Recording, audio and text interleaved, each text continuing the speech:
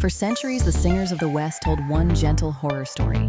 A king offended the sea god, a murderous beast was born, and a brave prince descended into a maze to end a rite of blood. They called the creature a monster, and they called the maze a prison. And by naming them so, they crowned the tale with fear.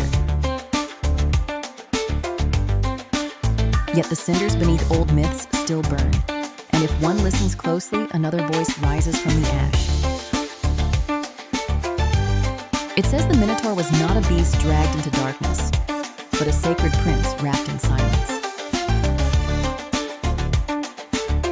It says the labyrinth was not a cage, but a fortress of holy stone.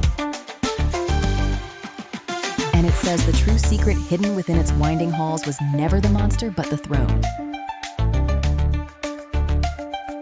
In the age when Crete rode the wine-dark sea like a lion made of bronze, King Minos did not rule a small island kingdom. He ruled the tides, the ports, and the fear of his neighbors. His ships were many, his walls were high, and on every pillar the sign of the bull was carved with proud hands.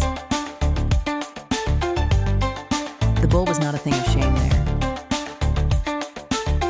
It was strength given flesh, storm and fertility, earth and heaven chained together by ritual.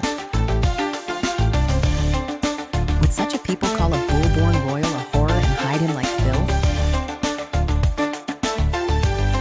Or would they guard him as the eye of their power? Some ancient voices named the creature Asterion, the starry one. The name shone like a secret lamp in a deep chamber.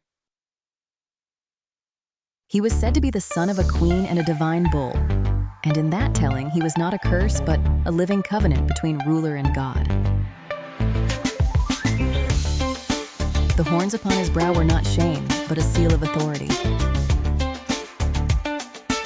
His isolation was not punishment, but protection. For if rivals saw the god-touched air, they would understand what Crete meant to the world. Then came the House of the Double Axe, the immense palace tangled with stairways, courts, storerooms, and passageways so numerous that later men swore it was a maze. The word itself may have sung of that sacred weapon, Labyrinth, the emblem of the palace and the priesthood. So the labyrinth may have been less a dungeon than a sanctum, its wandering paths built to confuse enemies and guard a royal mystery. Not a pit for a beast, but a chapel fortress for a prince whose life must not be touched. And then Athens sent its tribute. The young men and women who vanished into Crete were not necessarily fodder for jaws and claws. In another telling, they were hostages, sacrifices of politics, witnesses to the humiliation of a lesser city before a greater sea power. Their disappearance became a song of terror because terror is the oldest coin of empire. Every tribute needs a monster to justify it. Every empire needs a legend to make obedience feel natural. So Theseus came, bright-eyed and crowned with ambition.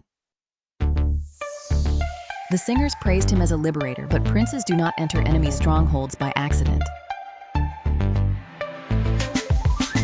He came like a blade hidden under silk,